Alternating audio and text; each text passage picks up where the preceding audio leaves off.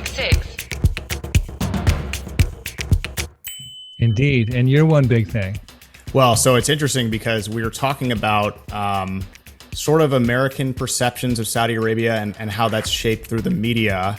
And Richard, as they say in the radio business, you just play the hits. We're talking about golf now, LIV Golf, because it really is a high exposure point between Saudi Arabia and the broader American public.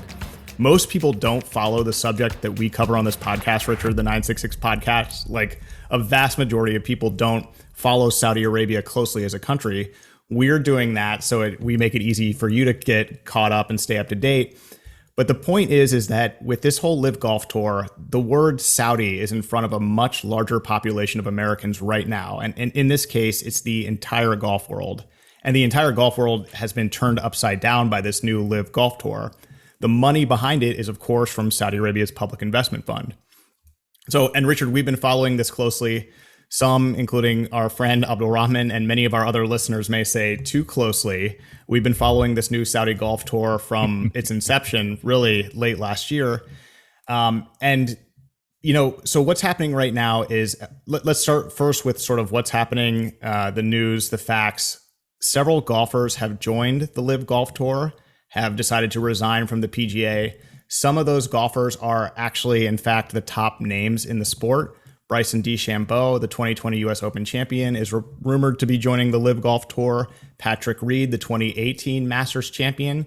You've got Dustin Johnson, who was just 2 years ago the #1 golfer in the world. Phil Mickelson, of course.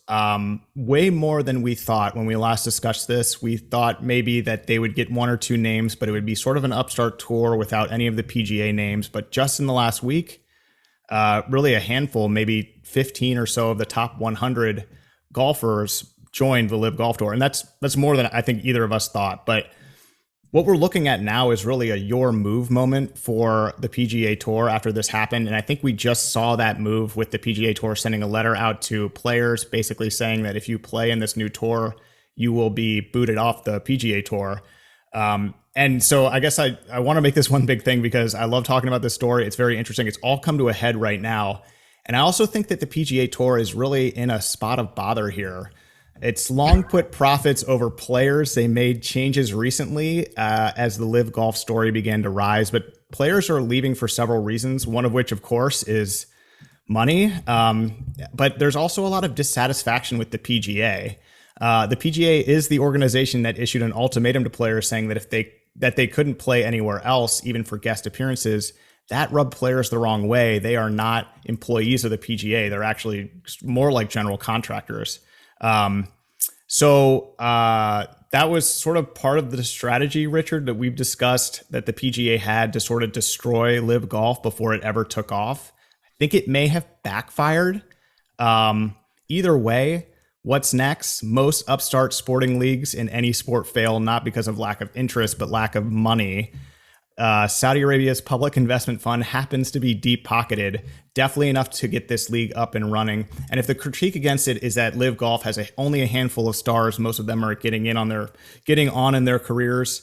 The missing piece is the next generation of young stars. If you're a young golfer that's about to turn pro, LIV Golf is an attractive option for you. This is big money, bigger than you'll get on the PGA Tour. You got a really good chance of winning. You're going to get paid either way just for showing up. The last place player in the LIV Golf Tour teeing off right now, or I guess about 20 minutes ago, the first shot of the LIV Golf Tour in London just teed off. The last place player in that tournament gets $120,000. That would be you and me. If you're, yeah, well, one of us has to get the second to last if it's both of us. So I like that. I don't know what second to last gets, but anyway, a lot going on right now. And I want to make this point because we do talk about this and it's been all rumor mill until this moment. But now here we are. We've got the LIV Golf Tour just teed off. We've got a handful of players and not just any other names. I mean, these are some of the best names in the game joining LIV Golf. And we also have the word Saudi in front of Americans right now. And this is why it's important to us because a lot of Americans don't focus in on this and they just hear the name Saudi. It's a great way to see what the reactions are to Saudi Arabia. It's a real look. There's a lot there. That's good, Lucien. I want to dig deeply on this though, on one of the key things you said, which was spot of bother. It sounds like you're reading the kids a lot of Winnie the Pooh. Christopher Robbins. Yeah, that's right. Yep. Yeah, that's the one. That's the reference that comes to mind almost immediately when you say Spot of Bother is Winnie the Pooh. They're in London now, so I figured I'd British it up just a little bit. My take on this is I'm just glad it's underway and the speculation's over. Let's get to it, see what happens. I think there's a reason the PGA is upset. And I think the reason this PGA is upset is because of all of its sponsors at these events that are in real peril at the moment. Let's remember the PGA does not control the major championships. So the US Open, the British Open, the PGA, the Masters, that's all their own gig. PGA has nothing to do with that. If those majors want to invite these players, they can. So the PGA is responsible for all the other tournaments of which they derive millions and millions of dollars for sponsors. And these are the ones that are in peril. And I would say they're in real peril. And there's several reasons for this. Number one is, every pot, every tournament, and I'll go through them, every pot is going to be $25 million. So that's $4 million to the winner. As you say, there's no cut. Player who finishes last will take home $120,000. So by comparison, the winner of the PGA Tour's flagship event this year, the Players Championship, Cameron Smith earned $3.6 million for his victory in March. Colin Morikawa won $2 million for his Open Championship in 2021. So this is for a regular tournament. The winner gets $4 million. Last place player, last entrant gets $120,000. There's $5 million split between the top three in the team competition. Now there's a new format here, and there's going to be team play. There's only 48 players, only 54 holes, shotgun start, a lot of new stuff. And there's at the end of the year, there's another $50 million for the team championship. So again, this is a real threat to the regular tour. And there's a couple of things that roll into this and why it's really a threat. LIV Golf has already announced its 2023-2025 schedule. LIV Golf is funded enough and has the intent to be around. So if you commit to LIV Golf, this isn't as if it's going to fold tomorrow or next year. This isn't 8 tournaments this year. Mm-hmm. This is potentially an ongoing existence where you can earn a boatload of money and have a livelihood. But here's the thing, the other thing, Royal, they'll say, all right, here it's competing right this week with the Royal Bank of Canada's tournament. And they're saying, oh, the field is much stronger than the RBC. It is. I mean, there's 17 PGA players at competing in a LIV tournament. But this is the first outing. This is the first go round. Mm-hmm. And one of the really concerning things that has to be for the PGA is that committing to the LIV tournament is James Piot, or P-I-O-T, 23 years old, Michigan State golfer, who is the reigning U.S. amateur champion. Mm-hmm.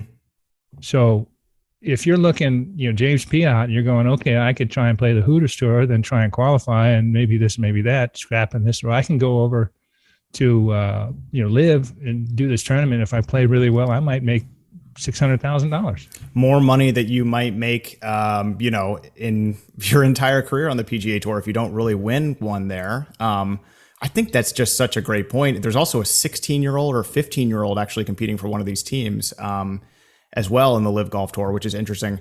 Yeah. So, the PGA is right to be worried. I thought that their letter, and all of this just came out as we started recording our interview this morning, but the PGA's letter was really interesting, and I think strategically it wasn't a mistake. I mean, invoking Jack Nicklaus, Arnold Palmer, Tiger Woods. I mean, Jack Nicklaus had to work really hard in retirement because he never really made a lot of money on tour. Jack and Arnie did televised exhibitions outside of the tour that paid for, paid more than, any event that they made in their career. Invoking Tiger Woods. Tiger Woods is the original upstart threat to the PGA Tour. He threatened to start his own tour in 2006 if purses didn't increase, which led to the FedEx Cup.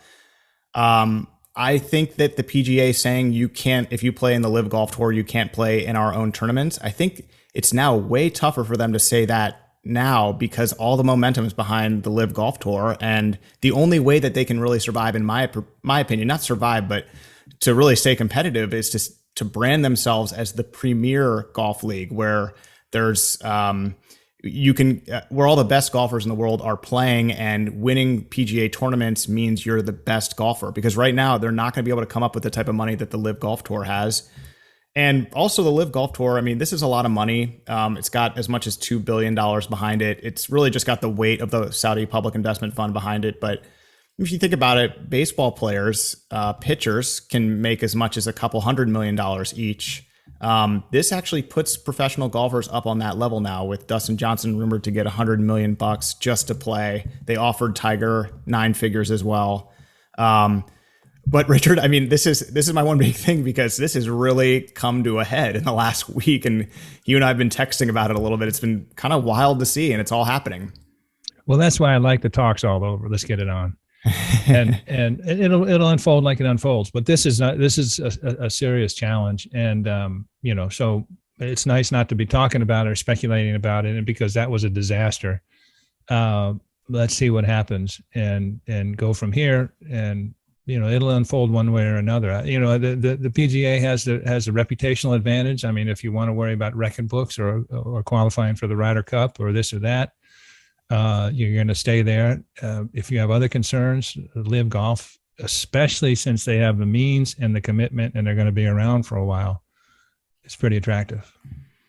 Indeed. And I just love the connection between our one big things this week, because we were talking about, I mean, you just made the point that it's kind of always best for Saudi to remain off the front pages, and just impossible with this storyline. But you do get that good gauge of what people are saying and thinking. And really just, it's been so fun to go through all of the Golf Digest and various social media posts, and just getting into the comment section and just getting an unfiltered attitude of what people are saying and thinking about this new golf tour, about Saudi Arabia. There are a lot of people that don't have a negative attitude about it. A lot of people applauding the players for taking the money and creating something new. So just really interesting.